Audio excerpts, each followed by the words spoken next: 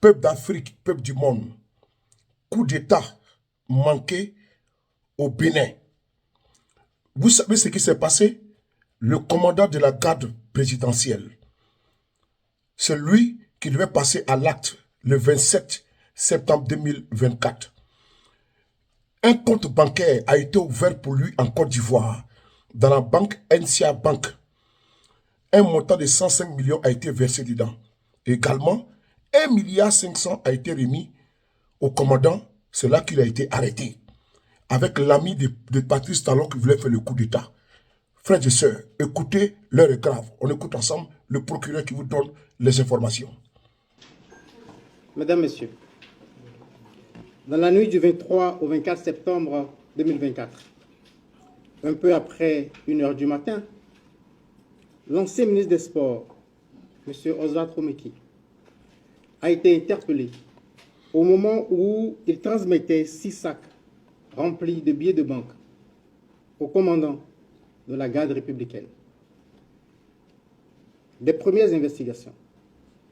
Il apparaît que le commandant de la garde républicaine, ayant en charge la sécurité du chef de l'État, a été entrepris par le ministre Oswald Romeki pour son propre compte et pour le compte de M. Olivier Bocor, à l'effet d'opérer par la force un coup d'État dans la journée du 27 septembre 2024.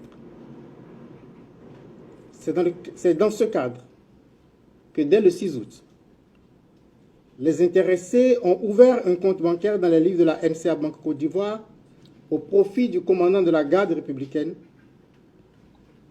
Et la preuve de l'ouverture du compte a été transmise aux bénéficiaires avec un solde initial de francs CFA 105 millions.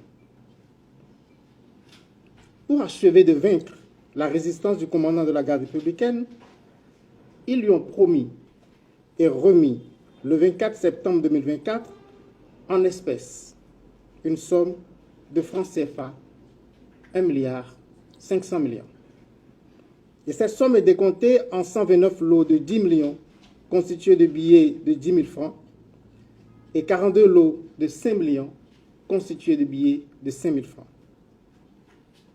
Cette somme qui aurait été mobilisée par M. Olivier Bocor a été chargée dans un véhicule de type 4x4 de marque Toyota Prado appartenant à M. Oswald Romeki et muni d'une fausse immatriculation. C'est à l'occasion de la remise du dit véhicule et de la somme de 1,5 milliard de francs CFA que la brigade criminelle a procédé à l'interpellation de M. Oswald Romeki et du commandant de la garde républicaine. Dans l'heure qui a suivi, M. Olivier Bocor a été également interpellé par les éléments de la brigade criminelle. L'enquête en cours s'attelle à identifier toutes les personnes impliquées dans ces faits.